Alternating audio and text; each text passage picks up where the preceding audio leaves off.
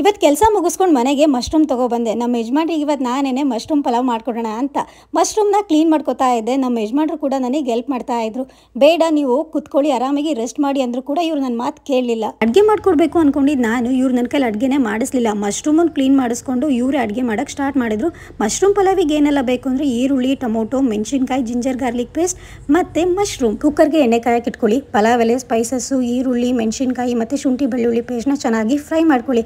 ಮುಂದಕ್ಕೆ ರೆಸಿಪಿನ ನಮ್ಮ ಯಜಮಾನ್ರೇನೆ ಹೇಳ್ತಾರೆ. ರೆಸಿಪಿಗೂ ಮುಂಚೆ ಜೀವನದಲ್ಲಿ ಸುಖನೋ ದುಃಖನೋ ಯಾವಾಗಲೂ ನಗ್ತಿರ್ಬೇಕು.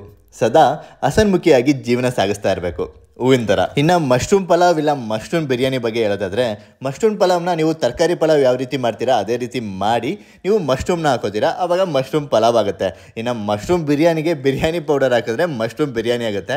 ನಿಮ್ಮೆಲ್ಲರಿಗೂ ಗೊತ್ತಿರುತ್ತೆ ಹೇಗೆ ಅಡುಗೆ ಮಾಡೋದು ಅಂತ. ನಾನು ಅದೇ ರೀತಿ ಮಾಡಿರೋದು. ಮೇಡಮ್ ಅವ್ರಿಗೆ ಟೇಸ್ಟ್ ಕೊಟ್ಟೆ, ಟೇಸ್ಟು ತುಂಬಾ ಚೆನ್ನಾಗಿದೆ ಅಂತ ಹೇಳಿದ್ರು.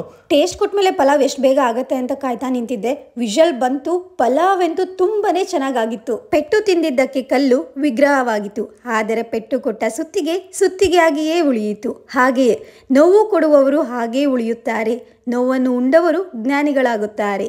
ಕೆಲವರು ತುಂಬ ಅದೃಷ್ಟವಂತರು, 100 ನೋವು ಕೊಟ್ಟರೂ ಅವರಿಗೆ ತುಂಬ ಪ್ರೀತಿ ಸಿಗುತ್ತದೆ. ಇನ್ನು ಕೆಲವರು ದುರಾದೃಷ್ಟವಂತರು, ಜೀವನವಿಡೀ ಪ್ರೀತಿ ಕೊಟ್ಟರೂ ಸಿಗೋದು ನೋವು ಮಾತ್ರ. ಎಲ್ಲರಿಗೂ ಒಳ್ಳೆಯದಾಗಲಿ.